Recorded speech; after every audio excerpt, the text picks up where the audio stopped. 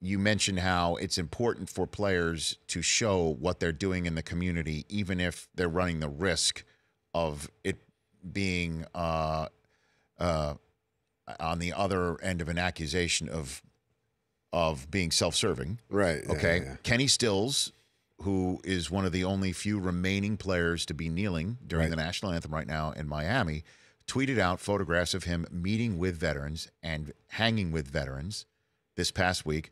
Marco Rubio, the senator from Florida, retweeted it. We're putting it up on the television screen here. You know, Marco Rubio said, no NFL player does more community service than K. Stills of the Miami Dolphins. You don't have to agree with how or why he has chosen to exercise the First Amendment before every game to acknowledge the hours he gives voluntarily on his day off to serve his fellow Americans.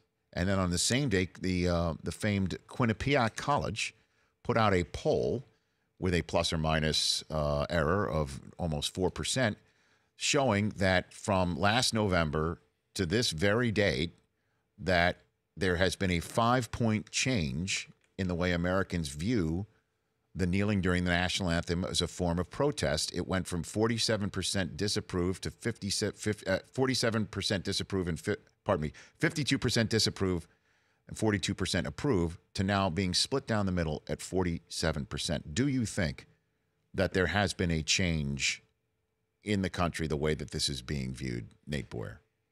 Yeah, I do.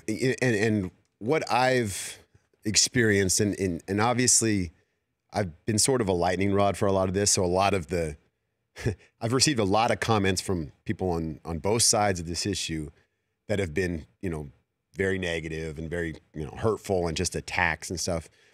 But more than that, throughout these last 2 years, I've seen a lot of people, and I've got a lot of messages from people that have said, I never thought about it from that perspective, whether it's from a conservative perspective or a liberal perspective.